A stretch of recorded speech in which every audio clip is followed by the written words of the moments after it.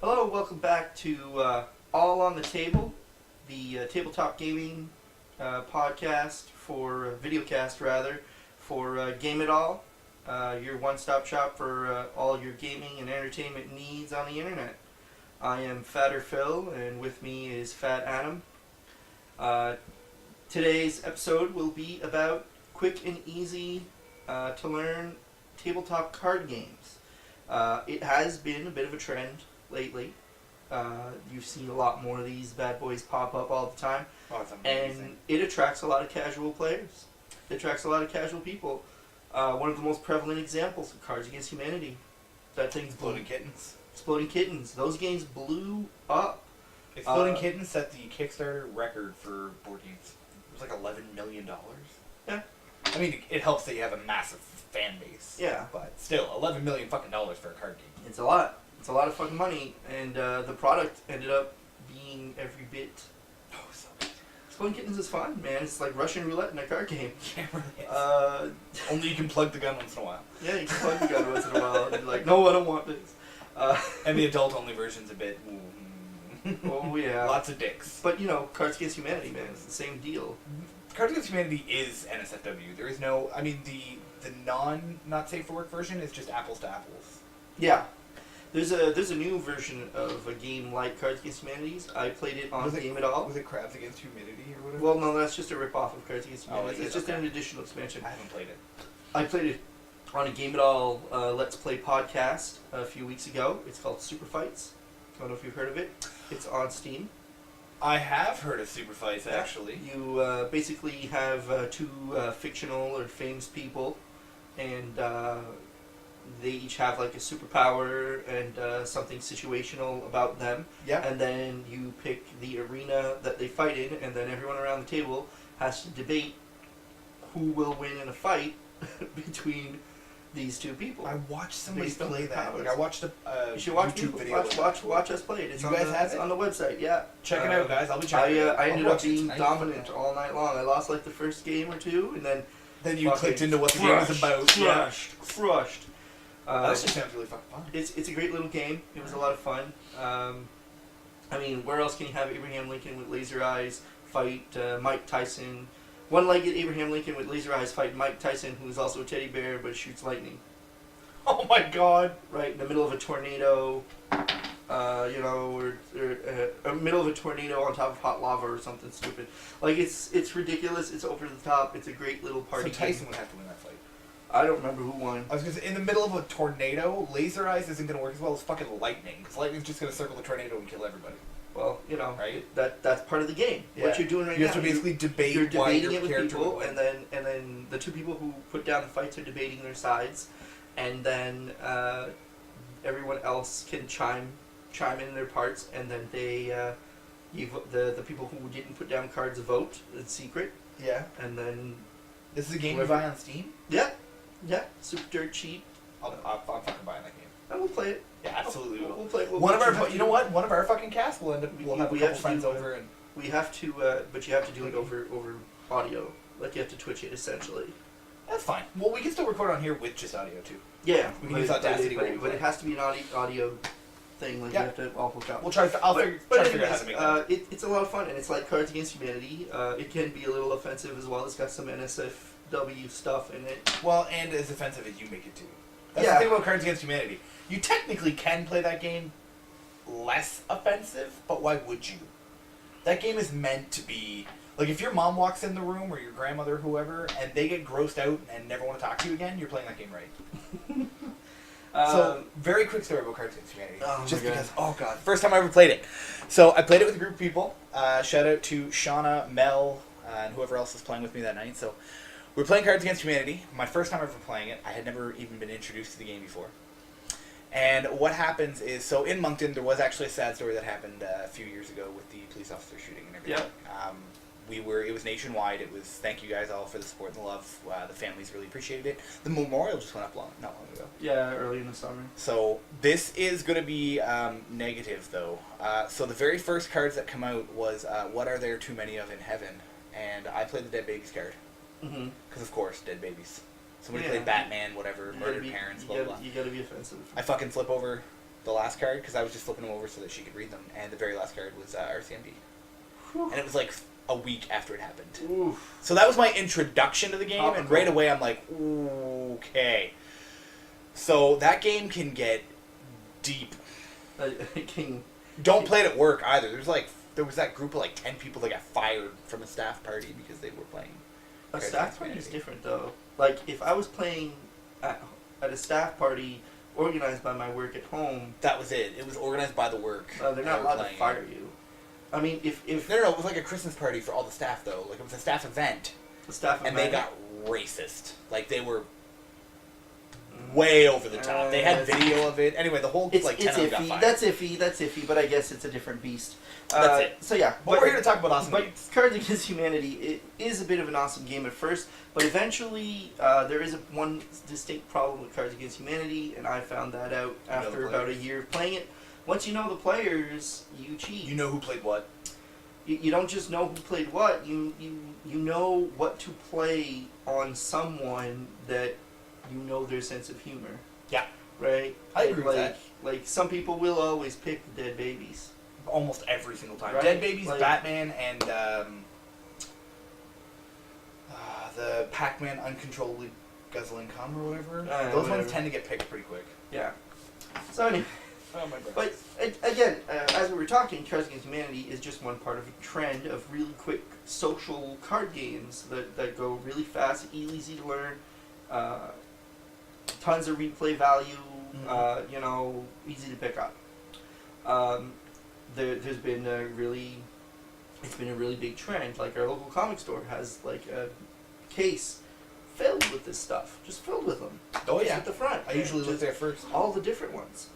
And I mean, they range They're- anywhere they're- from like $10 to $25. Yeah, not expensive. The biggest ones I've ever seen is about $40, but it was like intricate artwork, incredible Like deck production building games value. are No, usually no, like just a quick card game like Quick that. card game. Like it's the one. It's like basically there's a little kid having a nightmare, and Oh, you shit, play the yeah. different phases of the thing. But the artwork on that and the card is just Beautiful. beautiful. And then you have to make sure that he doesn't wake up from his nightmare or he doesn't stay too deep in sleep. And you have to balance it out with playing It's like cards. Inception. It's no, but it's good. Inception meets Poltergeist. Anyways, so today we're talking about them. So what do we have here, Phil? We have a plethora of games. The first one we're going to talk about is going to be something I found very recently. I found it around New Year's Eve, around New Year's time, earlier in the year. So it's not that old. It won an award in 2015, some German award, Spiel des Jahres, or whatever. Actually, I heard some that other was games that have won that award. I heard that it's a big ass German award. It is. It's made by IDW Games. It plays 1 to 5 people, usually around 20 minutes, and it's for 8 years and up. Although, really, if anyone's good at math, you can play the game. That's it. It's called Aptly the Game. From what I've been It's- told, that actually is good at helping teach kids math too. Yeah, it's basically you can play it solitaire if you want to. Yeah. Basically, it's a stack building game. You have 4 stacks of cards. 2 of them start at 100, and 2 of them start at 1. You have a deck of cards in the game other than those. 1 card numbering from 2 to 98, or 2 to 99. Now the object is to play whatever you deal out the hands, and the object is to play whatever cards you get on the stacks without breaking, in the order of descension. So you want to play cards that go from 100 to 1 on the stacks that start with 100, and you want to play cards that go from 1 to 100 on the stacks that start with the 1. Mm-hmm. Now, the thing about the game is you can't tell other people what you have in your hand at any point. You have to basically. I'll actually whip some of the cards out. You have to tell them what pile you don't want them to play on. Is the thing. So it's very simplistic. All the card backs are just plain black with a little bit of a skull motif. It's And, literally this, but black. Yeah, and With a nice little skull the on there. cards all have just a simple numerical value with the 4 number pips on all around them. So you have your hand. So you have your hand of 6 or 7 cards, depending on how many players you play. You get your hand size fluctuates, obviously. Depending on how many players are playing, you have to play a minimum amount of cards per turn. Most of the time we play 4 or more, so you have to put down a minimum of 2 cards a turn. That's fair. Now, the thing about the game is you want to try, and after you play cards, you refill your hand up to the maximum hand size at the end of every turn. The point of the game is to get rid of all the cards that are remaining in the deck. Okay. And then all the cards in your hand. If combined between the cards in your hand and the cards in your deck, there are only 10 cards left after you've played the amount of cards, you are considered to have beaten the game. I lost. Anything That happened since the 90s. anything better than that, you are basically just kicking the shit out of it, and you can then increase the difficulty. There are other rules that Have you ever made it to 0? No, the most we've made is 4. It's still not bad. 4 is amazing. I was gonna say 0 would have to be like fucking Titan. 4 is You would be a 4 is god if you made it tight, 0. yeah. It may seem like a lost cause if you think about it a little, because you're like, what if all I get is middle cards in my starting hand? Well, there is a trick to the game as well. There's an additional rule that says that you can play a card in reverse of whatever order you have, as long as it's a multiple of 10. So let's say I have a 77 there, and my pile is going down to 1. Then normally I should only be able to play a card that is 76 or lower. I can instead play at 87 instead, so it can bring you up 10 spaces. Now, when it brings you up 10 spaces, though, are you now going up in that pile, or are you no, still going down? No, you're still going down, but you're now going down from a higher And end. it has to be incremented exactly 10. Exactly 10. It's the only way you can go backwards on either pile, on either set of pile. Okay, that's not bad. It's really fast. It's a bit fun, and the key to the game is the lack of communication. I can't tell my buddy. I was like, "Don't play anything on that pile. There's a 53 there. It's gonna go up to 54." I can't tell my buddy I have a 54 in my hand. Don't play on that pile. I can just say, "You really shouldn't play on that pile," or "It'd be best if you didn't play on that pile." Yeah. So So you can they'll give know. hints, but they can still just do But it. you can never specifically say what you have. Yeah. Never. You can also play this game as the jerk if you really want to, and just fuck Why? the rest of the party. You would just lose. You just lose. I don't There's no know. point. Shout out to Doug for telling me that that's what a family member did. Purposely just disagree with you guys. She's trolling. She was just trolling. That's what you can troll it though if you want to. You Why? shouldn't. You should always play a game to win. Or at least play. Because if you're not a winner, Yeah, but if you're losing. if you're doing that, if you're trolling people at the game, you're not even playing the game anymore, and you're ruining it for other people. Get the fuck off my table. I'm trying to have fun here. Some people have fun trolling though. Well, they're not gonna have fun at my fucking table. Anyways, Come on, the man, game you must be is used to losing. Jesus. the game is a great little quick to learn. There's not much to it. It can get a little boring. I give it a solid 3.5 to 4. Mechanics wise, it's fucking amazing. Like, it's so simple and so easy to learn. It's like, for ease of learning, it's a definite 5. Okay. Like, this is the easiest game to learn. But overall, 3.5. I mean, it's just card counting, you know. But it's still pretty cool. Teach me how to play blackjack.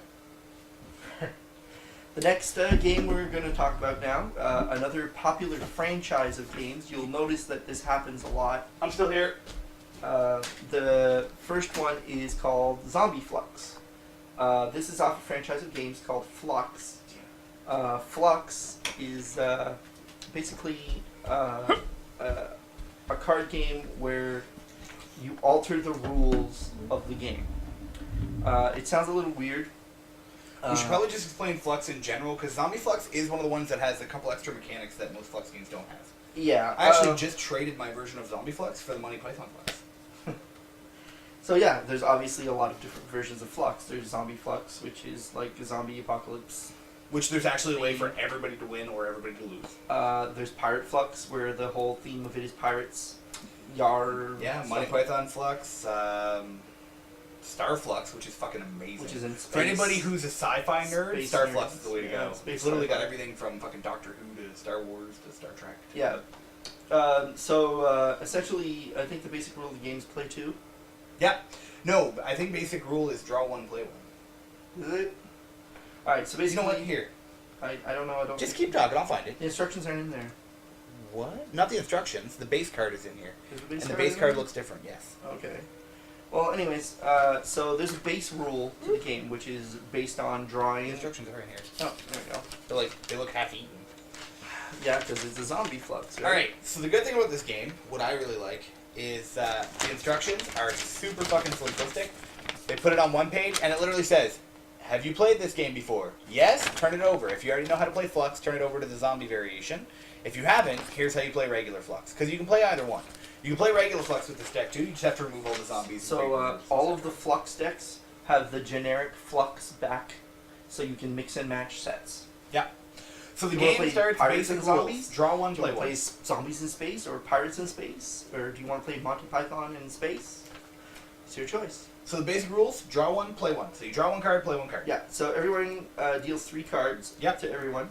And By the way, then, the person who calls going first goes first. Yeah, so then So you if you're go with a first. group of friends, just say, I go first. Shotgun, you know. Shotgun! So you play one and draw one. So basically, I'll draw my 3 cards. So you play cards during your turn. There are several different cards. There's actions, keepers, Not sure if I can new see that. rules, things like that. They all do different things. This is what the standard board looks like. I just figured it'd be easier for you guys to actually see a shot of it. Mhm. That's essentially what your board's going to look like if you're playing 4 players. So you can play different cards during the turn. You can play any card, but only one card a turn unless you play a new rule that says it. I knocked over my tower. So, for example, if I wanted to play this card, which is a new rule card, it says new rule, draw 3. So I play this card and I put it face up in the center of the table. New rules are yellow, by the way. Yellow Yeah. background. So now it replaces the original rule of draw 1 with draw 3. So now instead of just drawing 1 card per turn, you draw 3 cards per turn. And the which thing still is, at only this play point, one. you can still only play 1, and your hand size, I believe, is 10? Yeah. So if you ever make it over 10, you actually have to discard down. And you don't just discard to the discard pile, you discard to the player who has the smallest hand, do you not? I believe so. Or is that a different one? Anyways, there's other cards, like an action card, this one, called Jackpot. It's draw 3 cards. So if I were to play this instead of the new rule card, I would just draw 3 cards for myself. Then you've got a keeper card, which are basically cards that stay in play. This one's called the Sonic Tranquilizer. The player who has this card on the table can ignore any zombies they have when trying to win. So basically, the zombie flux theme is they're trying to get away from a zombie invasion. So the more zombies you have, The worst part is they're not even trying to get away, they're just trying to survive the other 3 people from dying. so the more zombies you have, the harder it is for you to win. 3 out of 4 of you guys are Unless gonna die. you get the zombie master card, then you win. So the changes are ever changing. What's the red the card, rules. though, again? Huh? The one that makes everybody win, as long as they Oh, have I don't zombies. fucking know. I didn't look at it. Have you never played the zombie one? No, I only play pirate. There's literally one card. It's a red card. So, black is usually bad. Those are creepers. Those are the things that you don't really want to have. Like, in this case, zombies, but in most games, there's different types of creepers. Pirates and stuff. Yellow is the new rule cards. Blue is the, special actions. So, it's, you could trade keepers with somebody or steal somebody else's keeper, etc. Pink is a goal. Pink is the goals. So, what the goal is, you put down a goal. And in one case, the goal could be the gas can, the zombie For example, baseball team. Zombie I fucking baseball love that team. one. You win if you have at least 9 zombies in front of you, along with the baseball bat item.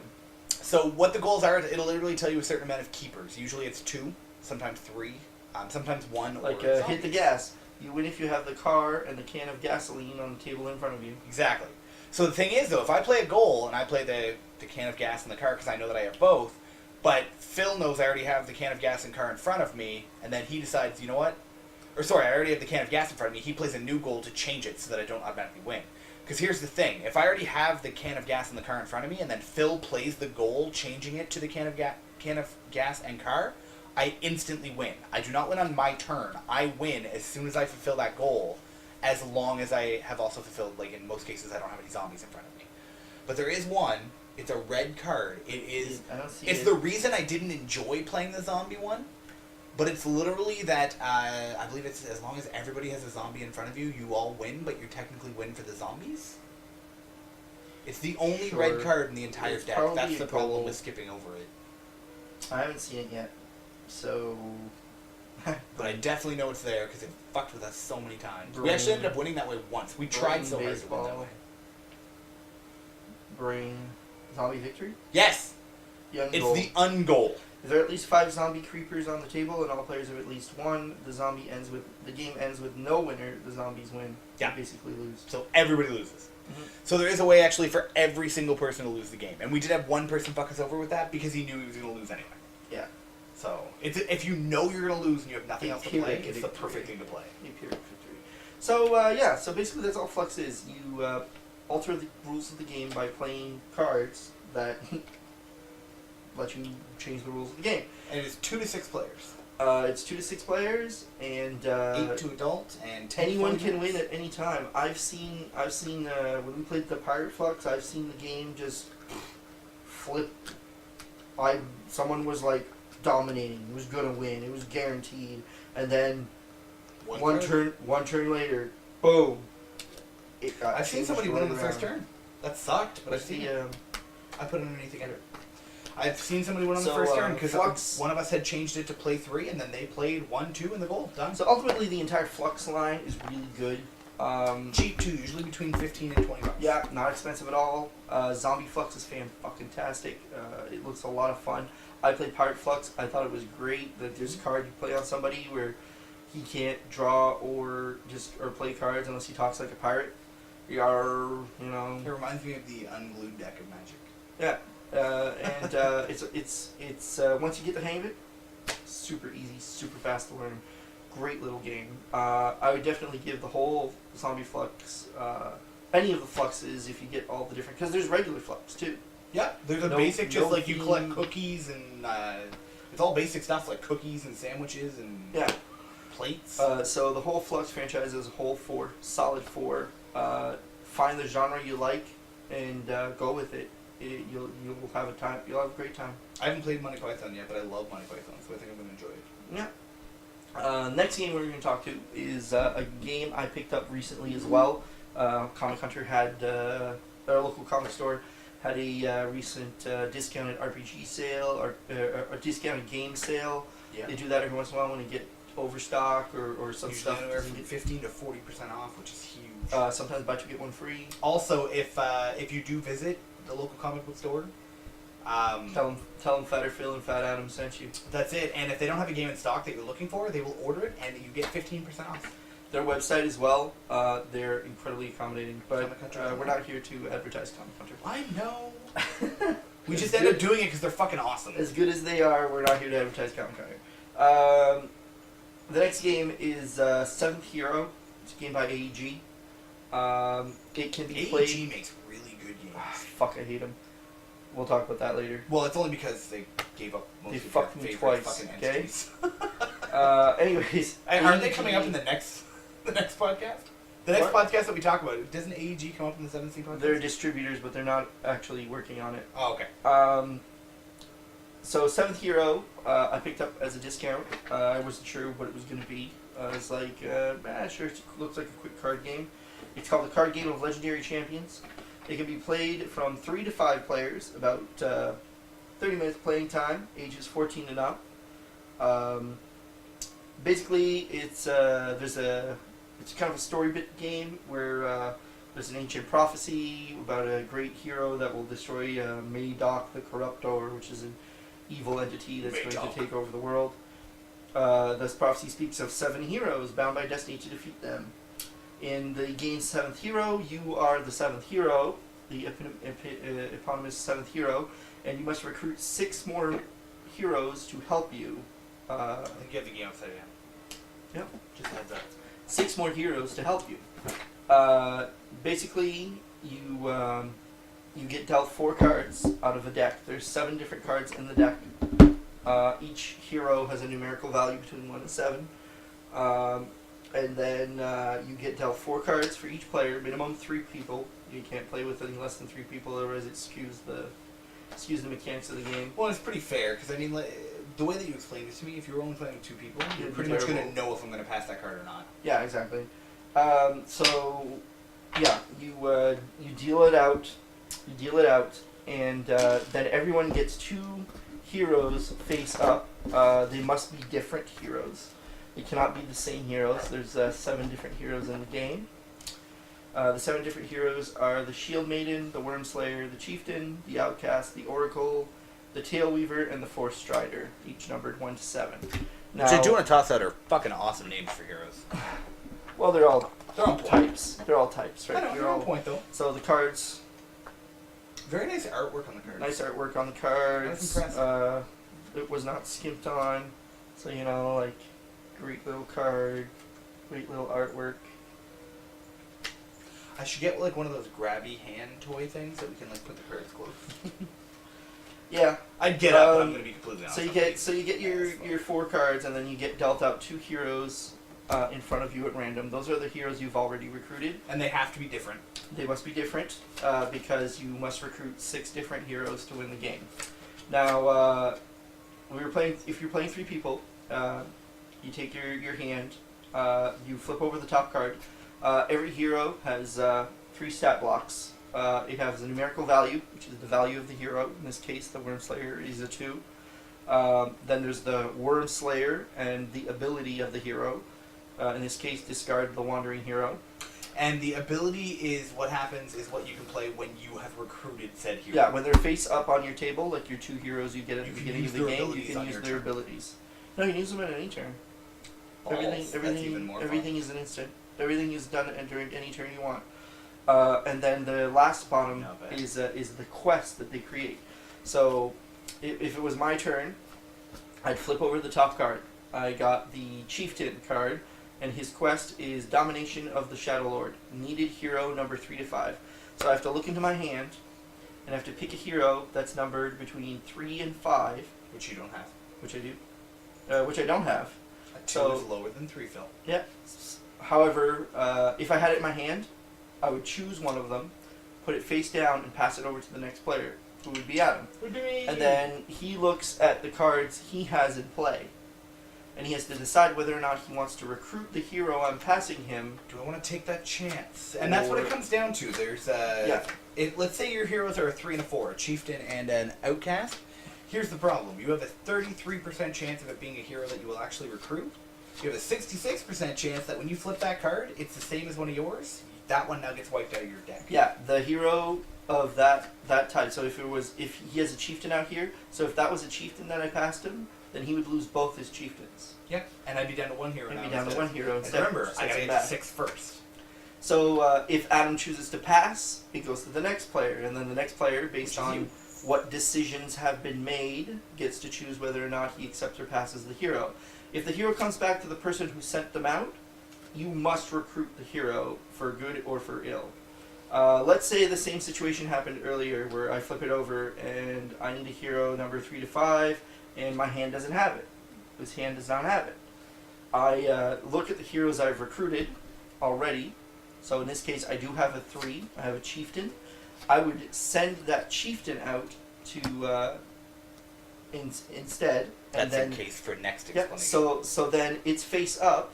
He knows whether or not he wants to recruit it, right? So if you already have a chieftain, you would obviously pass it right away. Yeah. Pass it right away. If you don't, then you just recruit it. Well, that's it, because now it's face up, you know what it is. You know so what if it you is. don't have one, take it. Yeah. So and then let's say I didn't have it. I don't have it in my hand, and I also don't have one in front of me in play. I have a 2 and a 7 instead, and I need a 3 to 5. Then I just take a random hero from the top of the deck, like that I don't see, and I just send him out, and that's just straight up. It has to be So you're decided taking a if you chance. recruit it or No not. matter who recruits it, you're taking a chance. Yeah. In this case, because he had the Worm Slayer instead, if it went back to Phil, he would have lost his Worm Slayer. Yeah. And Is there an equal amount of every hero? yes. There is? Okay. Yep. And the game is over when you've recruited 6 different heroes because you are the 7th hero, or when the deck runs out of cards, then it's whoever's recruited the most heroes wins. What happens if more than one person has an equal amount of heroes? then it is you count up the numerical value of all the heroes in play, and whoever has the highest wins. And if even after all of that it's still a goddamn tie, well, it's a tie. No, then it comes to fisticuffs. Well, sure, if you want to. But you have to choose the weapon of whichever your favorite hero is. Most of them are wielding great axes and swords, so it's going to be pretty bloody. All in all, 7th Hero was a fun little game. It's a nice little diversion. I've played it with several people of different skill levels and different understanding levels. He taught it to me in like 3 minutes, and it sounds actually fucking amazing. When I bought it, it was discounted from about $30 down to about $15. That's only $30 brand new, though? Yeah. Like normal price? Yeah. That's not a bad price at all. For the Not artwork bad at alone, all. that's good. Now, my only problem, and I have this with a lot of games, especially card games, that box is unusually large for what it is. You don't need the box to be that big. No, you don't. You could have condensed the rules down to a card form and made it almost the size like Zombie Flies. Yeah, whatever. I mean, I get it, don't get me wrong. I find a lot of board games are doing that now, where they're just overcompensating a bit. I found a lot of people online on YouTube and stuff. The only reason I bring that up is because a lot of people I found are actually building their own boxes and stuff for these games, and they're beautiful. The work, I can't do it. I just can't, but the work's really nice. Well, all in all, 7th Hero, the cards themselves are really nice. They're good card stock. The art is great. They handle well. They're not too big. You'd have to buy specialized sleeves if you wanted to sleeve them, though. And I can see them really needing to be sleeved with a lot of use. It's the same for honestly, any good card game that you're going to play a lot. Invest in a set of sleeves. You start to see all the corners start to bend on all the cards. My version has sleeves. I sleeved mine. Well, you gotta remember, I bought mine at Chapters for $10. Well, I just used a pile of old Magic sleeves that I... Every one of the corners are bent. Because we played it so often. Just get sleeves. And because when they're upside down, you're always flipping using the corner. Yeah. So anyways, yeah. 7th Hero is just a good, solid little game. Another solid 3.5. It's a lot of fun. It's got a lot of replayability. It's very strategic. Lots of bluffing. A little bit of card counting. It's got a little bit for everything, for everyone. Like, my cousin tried to card count with it. Because it's a table of 7, it got a little harder for him to card count, but he got the hang of it because he's good at math. Overall, it's great. I would recommend it if you can see a copy of it somewhere. Pick it up. It's a lot of fun. Yeah. If anybody local ever wants to try it out or anything, contact me and Phil. Yeah. I'm sure the Hunters got it upstairs. I'm sure that Unplugged's got it. And Unplugged, another really good place where I actually learned. So one of the games we don't have on the table, I'm just going to discuss super quick. It's actually one of the most popular ones out right now because there's so many variations, but they're all different. Like, it's not just expansions of one another. It's Werewolf. So Werewolf is a deception game similar to like Resistance and Avalon and all those types of things, but with twists. What Werewolf is let's say you're playing a standard game of 8 people. That's the easiest way to work it out. So there's 2 people who are werewolves. The cards are dealt out random at the beginning of the game. 2 people get a werewolf card. What that means is your purpose in this game is to try to kill everybody else without getting caught. So what you do is you flip your cards. What's wrong? Keep going. Just looking for my phone. It was just beeping a second ago. Was it beeping? Oh, here it is. I was going to say, I heard it beeping. Continue. So what it is, the cards are dealt out at the beginning. So 2 people get a werewolf card, everybody else gets a villager card. Now, there are different variations where it's not just villagers. There's oracles, there's mayors, there's all that. I'm not going to go through all the variations because there is a metric shit ton of them. Yeah, there's like Ultimate Werewolf that has like fucking... That's it. There's like, New Day. There's like 99 rolls. That's it. It's insanity. There's fucking like 17 different werewolf rolls. There's a werewolf cub. There's the big bad wolf. There's humans that help out the wolves. Anyway. So the way it works is the first thing that'll happen is the 2 werewolves, everybody will put their heads down. You get ready for the game. It's nighttime. The 2 werewolves will be told at one point, there's an app you can download which will do it all for you. But the 2 werewolves are told to lift their heads, look at each other. So the 2 werewolves know who they are. They know who the bad guys are. They know who knocked target. None of the villagers know that they're villagers, of course, because that would give it away. And they don't know who the werewolves are. Put your heads back down, da-da-da-da. I recommend keeping your head down for at least 1 minute, and I only say that because the biggest cheat I found out in that game is if you put your heads down and then put them right back up, immediately you know who the werewolves are. Look at their eyes, because their eyes will not dilate because they were just looking in the light, whereas everybody else has been in the dark for 2 minutes. How the fuck would you want to cheat that bad? I didn't want to. I just picked it up on one game. Then I remember looking at Corey and I said, those 2 are the werewolves. And he's like, well, how would you know that, blah, blah, blah. And we just waited to the end, and I was right. I didn't do it on purpose. You just, because your first instinct when you lift your head back up is you start looking at all the other players, because you're looking for the shifty player. A lot of people aren't so great at being the bad guy. Me, I'm terrible at it. I fucking overtalk it. Anyway, any hooser? So yeah, Ultimate Werewolf, another one of those, but it's not necessarily a card game. It's kind of a card action game. Yeah, The only card portion is really who you are. Yeah. But the good thing about it is there's tournaments that are held locally, especially now, and pretty much all over Canada, where literally 40, 50, 60 people will show up, and you'll play in a giant fucking room of werewolf. And it's insane. Like, these card games that you think, oh, you know, 2 or 3 friends sitting at home, blah, blah, blah. No, there's tournaments for most of these card games. It's insane. Well, a lot of these games have deep strategy. Love Letter has tournaments appearing now. Absolutely. This Love Letter, so the one that we're about to talk about, in my opinion, is one of the most strategic games. It's fantastic. One of the most strategic card games I've ever played. Since I got it. It seems super simple, but once you play it 3 or 4 times, you're like, holy shit, there really is a lot of strategy involved in this. Yeah. Because you can blow your load all you want, but you're not planning. If you don't plan for the future, you're screwed. So the next game we're going to talk about is Love Letter. I have the Adam has normal, the original. super cheap version of Love Letter. Comes with this nice little bag. I had it, and I have the Legend of the Five Rings branded Love Letter. So you have, these are the backs for the cards on the regular Love Letter. Mine has this logo on it, which is the Legend awesome. of the Five Rings logo. And then this is in the front. card The game. artwork is actually pretty immaculate. Considering, so this game was $10.95, okay? For a card game that's really cheap. My version. And the back for the Legend of the Five artwork Rings. is worth more than $10.95. That's the front. It's very Japanese. Now, I'm assuming yours was more than $10.95. Mine was freezing, motherfucker, because I was Okay. a Vanguard for 80. How much was it for normal paying people, give or take? $10, $15. Really? Yes, it's just Okay. Love Letter, man. Yeah, It's but just your a bag nice is game. fucking, look at your, it's so much nicer than my shit bag. My bag's just green, But it's got the the only rings real- on the back, too. because it's Legend of the Five Rings. Mine should have There's, like a princess. the thing about Love Letter is it's like Flux. There's a bunch of themes, but all the themes for Love Letter are for the most part licensed. There's Batman. There's Batman Love Letter, there's Munchkin Love Letter, there's Lord of the Rings Love Letter. The there's difference Archer between the Love themes Letter. too, unlike most games like Flux, where there's the themes, there isn't a huge difference in gameplay. Love Letter, there is always, well, almost always, one card that's completely different in every game. Like Batman Love Letter, so the level 1 character in Love Letter is the Knight. Yours is the Knight, mine's called the Guard. I think mine's actually called the Guard as well. That's my problem, is I gotta flip through here. I just had the cards out. Well, let's talk about the mechanics first. The Love Letter decks have 8 different cards in the deck. The cards are, you get this little handy little device that references all the cards. It tells you what the names of the cards are, their values, and how many copies of the card are in the deck, and a quick blurb about what the card does. Yep. Now, the point of Love Letter is to win the game by having the favor of the top card. In this case, in L5R, it's the Princess. It is in this one too. It is in that one too. So it's basically the original Love Letter, which is what he has, is a game of courtly intrigue.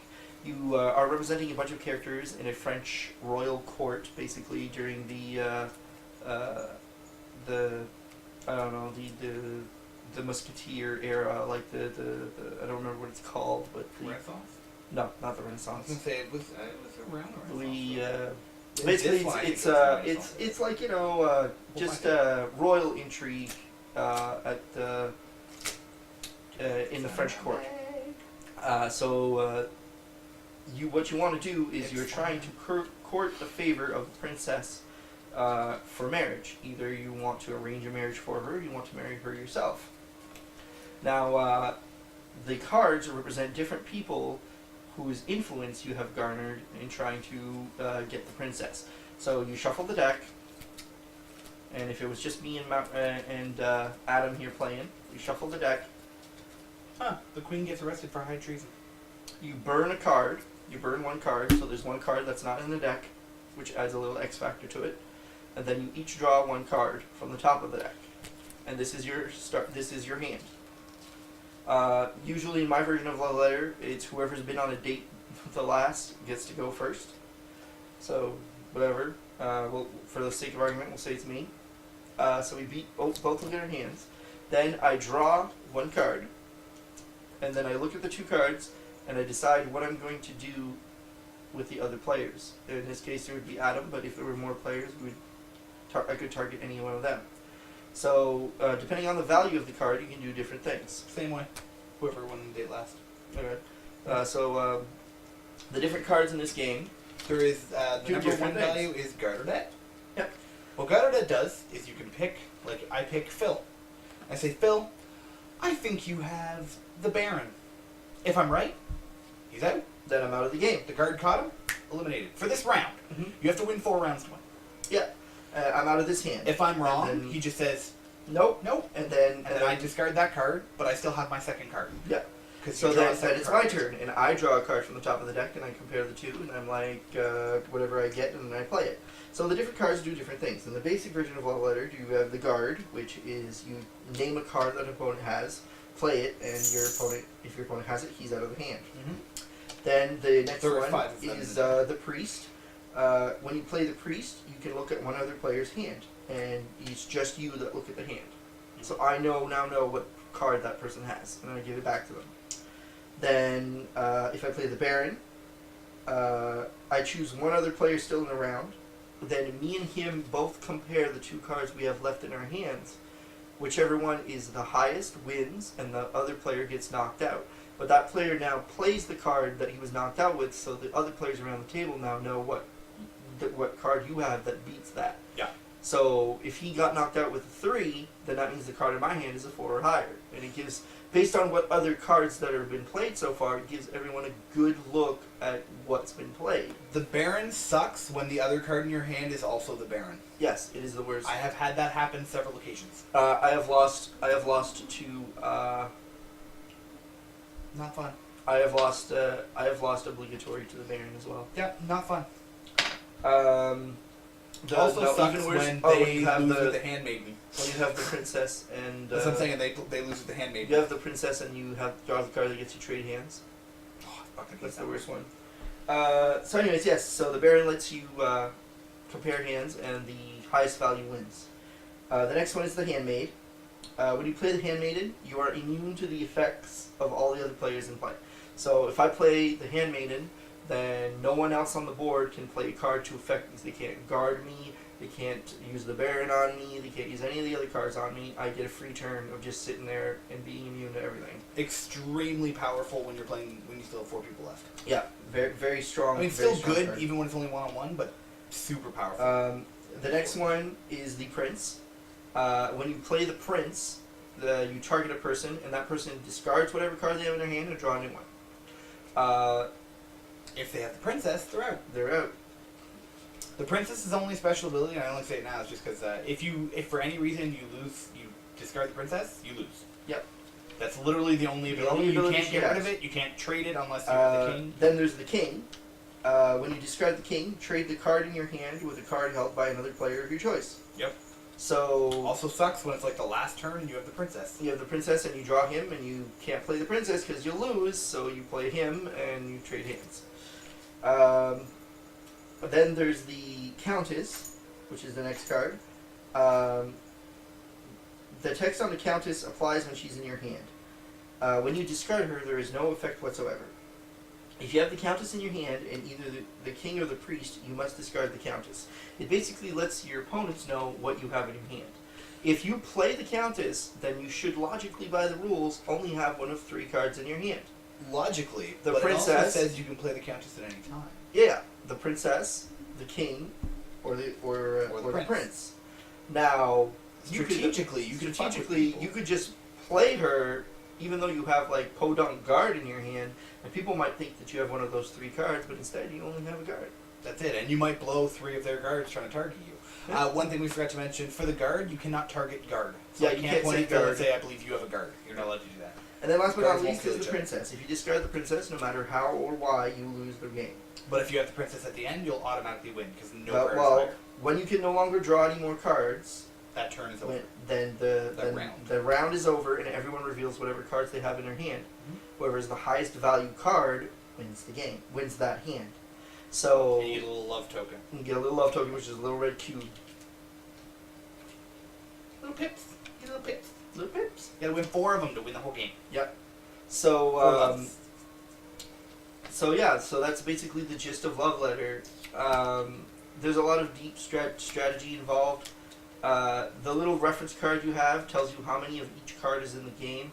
Also, there's these little pips on the side of the cards under the number there's a little That's how many numerical of them value. are. That's how many of them are in the game or in the deck. Key, So there are 5 guards. 2 of pretty much everything else until you get to king. And there's only 2 one of king, everything handmaiden, else until you get to and king, handmaiden, and the king, princess. the handmaiden, the princess, and There's only one of each of those. and there's another one. No, just those, because the prince has 2. The prince does have 2. Yeah. Mm-hmm. So yeah. So prince, someone's prince before. so the entire point of the game is to keep track of what's been played, who's played what. Now, make sure you And- read the rules, because we fucked this up in the beginning. The one key to the game, however, that makes it all doubtful strategically is that That one card that's gone. there's one card that gets burned off the top of the deck every round. Yeah. So for this round, So many times it's been the fucking handmaiden. So many times.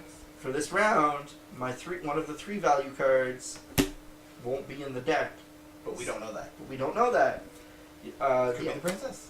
Could be the princess. Could be anything. Love Letter has to be one of the games I've had the most fun playing since it came out.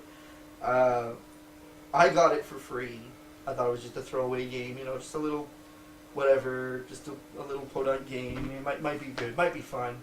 And then, after the first night we played, we were hooked. Yep. We played 10 games. This is one of only 3 games that my wife will play. It's She 2 to loved 4 players, about 20-minute playing time, but to be quite honest, an experienced group will hammer it out in like 15. So the one rule that We were most new playing players with fuck Marty. up, though, We were playing with Marty, and the dude dominated. he reads people well, though. The first 4 game, the first night, he just dominated the fucking game. I used to play with Marty, too. It was either me or him who won pretty much every time. Ugh. Till Alicia started being able to read us, and then she just started... Oh yeah, but then he got fucking lucky though. He started getting lucky after a while. This is the best love letter story. Me and him, it was me, him, and 2 others. We were playing. I was getting my ass handed to me. Marty was getting his ass handed to him for once.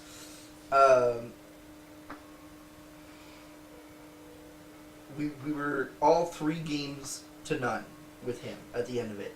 He had not won a single game yet, a single hand yet, and the other 3 players, we had all won at least 3 hands. So it was do or die. Marty not only starts the comeback, in the final hand, He gets the 4-peat. in the final hand, he wins 4 in a row. In the final hand, he fucking sits down, and I'm like, okay, Marty, I'm gonna beat you. I'm gonna beat you this time. This is it. Comeback's over. And we draw the hands. We're looking at the cards. And then it's, By the way, the winner gets to go first in the next round. yeah. So that means every So, round he was so getting we're to go looking first at each again. other. Me and Marty look at each other. And we draw our hands. Marty draws his card, looks at them, looks at me, looks at them, looks at me. Plays a guard, looks me dead in the eye, and says, Princess. What do I have in my hand? Fucking princess. I lost my shit. First round I knockout. lost my fucking shit. Like, well, no, it was the last... First turn, first round knockout. The last fucking game, the winning game, and then Marty goes ahead and sweeps the other 2 dudes. Yeah. And like, I don't know how many times I lost my mainly mind. me- I ran around. I walked around. I was swearing. I was just It's calling mainly him me, every name under Cameron, the Marty, book. and Alicia who play together, and I don't know how many fucking times we've gone where it's been 3-3-3-3. Like, at least 5 or 6 times, all of us have won 3 games, and almost always Marty wins it after. So much goddamn frustration, but it was so much fun. So- And we couldn't stop playing it. We still can't stop playing. We still play it all the fucking time. For the 3rd time, though, there is one rule that you need to make sure you follow, because we did not know it until we were like, we had been playing it for weeks before we found out. Every time we flipped a card, we were putting them in the middle and lining them all up. Mm-hmm. If you flip a card and you play a power, you keep it in front of you. You still keep it face up so everybody can see it, but you keep it in front of you, because let's say me and you have the prince, and that we're the last 2 left, we both have the prince, it's whoever played the most points wins that Yeah, round. if at So the if end of those the cards aren't in front of you, you don't know who the fuck played the most yeah, points. if at the end of the game you both all reveal your card, everyone reveals their cards, and there's a tie for highest, it's whoever played the most points worth of cards that wins that round. So don't put all your cards in the middle to make it easier for other people to count, because it'll fuck with it. We had that happen once, and we had to just start the round over because we didn't know who played the most points. Yeah, we never did that. We always you did always it put the it right in way. the middle, right? Yeah, That's how we do it, too. we always did it the right way. We always did it like in front of we us. always did ours in the middle just Because I read it. I read it. I was like, yeah, we have to play that in front. Because I was like, what happens if there's a tie? Because that's the first thing that popped into my head once. I was like, Yeah, we had okay. a tie, probably third game in. Yeah. We've played this at least 100 times now. it's so good. And it's a game that you don't get bored of. God no. It's so deep, so strategic, and there's something for everyone. There's a variant of this for everyone. Yep. You like Lord of the Rings? There's a Hobbit one. Do you like Batman? There's a Batman one. Please tell me Gandalf's level 8. I don't even know if Gandalf's in it. I don't remember. The One Ring is the princess, though. The One Ring represents the princess. There's a fucking Archer one. There's fucking Munchkin one. Although I hate Munchkin, but that's a different. I don't mind Munchkin. It was fun the first few times. Okay, no. And then they released 9,000 cards for it. Hold on. I just want to finish reviewing Love Letter. Yeah. Love Letter is inexpensive, fast to learn, a blast. I've yet to meet anyone who didn't love this game. Like, anyone who's into card games at all loves this game. Thinks it's fucking great. The L5R version that I have is a little wonky. Some people might not like it, this version, because it's got a lot of complex to pronounce Japanese names. But like that one just has regular names, so that would be fine. Princess, King, Queen, Handmaiden, the Archer. Not the Queen, apparently. The Queen got... apparently this whole game is because the Queen got arrested for high treason. There you go. Had never read the opening to that before. There's a whole fucking story behind it. There you go. So, ultimately, Love Letter is probably the best one of the games that we've reviewed tonight. Replay value. I give it a 5. solid 5 stars, like on every level. Yeah. They do not skimp out on the product. They do I not. give the pips a 4 out of 5. But they're just little red cubes. But they're not even fully cubed. You don't even fucking need them. But they're not cut right. You can't have a piece of paper and mark. Come on. Fuck no. I want to throw my love at people's faces when I win. When they win. Take my love in your dirty face, Phil. So, the last game we're going to talk about today. That shouldn't be talked about with card games. That should be talked about when we talk about games with a bit more depth. It's not technically a card game. It is a card game. It's technically considered an adventure game, actually, if you search it. Well, I don't care, because I don't want to talk about it any other time than this one, because I fucking hate it. Can we make it super fucking quick? Yes. We're going to talk about Munchkin. Munchkin is one of those games, probably the first game that started this popular card game, easy to play card game. I ever played. I played it about, over 10 years ago. Yeah, First time I ever played it. bought. Now, the point of the game for Munchkin Played is twice. it's kind of a dungeon thing. You bust down the wall, you grab the loot, stab your buddy, or Get your stab the ass monster. kicked by a monster. So the point is you have to get 10 levels, and every time you kill a monster, you get a level. Now, You can get cards, regain levels, you can Yeah. sell items for gold. Now, my problem with Munchkin isn't even the backstabby nature of it, because you can prevent your opponents from winning and stuff like that, because that's the point of the game. You have to prevent your opponents from winning. That's normal. I get that. What I hate is that at some point in the game, there will be 2 to 3 people who will be level 9, and they will be ready to win. Whoever goes next is going to lose. The first person to try and win is going to lose. Because everybody's going to blow the load. Because everyone's going to try and stop him, and he's going to do his best to win. So you're going to pop all your fucking items, all your cards. You're gonna do everything in your power, and then when the next guy tries to win, he's going to win super easy because there's no one to stop him left. Every game of Munchkin ends exactly the same fucking way. The only way it can't is one card called Divine Intervention, which automatically makes you win the game. You get a level, and if it brings you to 10... You have to be a cleric, though, don't you? No, or not anymore. I think you have to be a cleric to get level 10. Is it? Well, whatever. Anyways, you can there's gain a card... level as anybody, but I think you have to be It's a the cleric. only card that no one can stop, and you have to beat specific criteria to do it. Yeah. But I fucking do not like Munchkin. I just don't I like agree. it. It just always ends up And being again, exactly the same. Other than Cards Against Humanity, I don't like any fucking card game that I have to shuffle in 9 different sections. It Like can Matt- the stacks can What's get up Matt's there. name? Matthew Durant? Do you remember him? No, Gamezilla? the stacks can get up there. Yeah. No, he owns every fucking expansion. It comes in long boxes like this. There's like 3 of them in total. Yeah, it's Because ridiculous. there's booster packs as well. I personally hate it. I liked it a little bit at first. It was fun the first time. When I started seeing that pattern, I just didn't want to That's do it. with it anymore. It lost its interest pretty quick. Mm-hmm. It's not like the other card games here that I could probably play 10, 15, 20 times. I have played all these games except for Zombie Flux. I played all these games. But you've played Flux. I've played regular Flux and That's Pirate it. Flux. All that really I've played- adds is Zombie Garden. Yeah, I've played all these games repeatedly, and I'm going to play them again. I've been playing some of these for years. So yeah, that's basically it. This is a review on a bunch of little card games. You can get them at your local hobby shops, your local stores. Request them. They're very, very good. Some of these ones, like Love Letter, this version of Love Letter, The Legend of the Five Rings Love Letter, is no longer in production because AEG abandoned their Love Letter license. So if anyone's a fan of Legend of the Five Rings, grab it while you can because it's not going to be around for much longer. Other than that, most of these games are pretty good. There's a ton of other ones. Go to your local hobby shop, take a look at them. Go to your local game cafe if you have one. We're lucky enough to have a board game cafe. We are. Go there, and the staff there is fucking super helpful. Oh yeah, they're phenomenal. Just it's a good way to be social. It's a good way to make friends. It's a good way to just have a good time on the cheap. You know, all you need is a case of beer and this, and you're good to go. In conclusion, for Game It All, I'm Fatter Phil, and this is Fat Adam. Our next episode, we will be reviewing a role-playing game, another role-playing game. This role-playing game has the distinction of being the highest funded role-playing game on Kickstarter of all time. Props! Jesus! Yeah. That's huge, because there's been some big fucking role-playing games on there. The highest funded of all time. Wow. So this week we talked about the highest funded card games, and next week we get to talk about the highest funded Kickstarter RPG. Next week we'll be talking about the new 7th Sea 2nd Edition. Tune in next week, where we get to have more fun and talk about more awesome shit. So,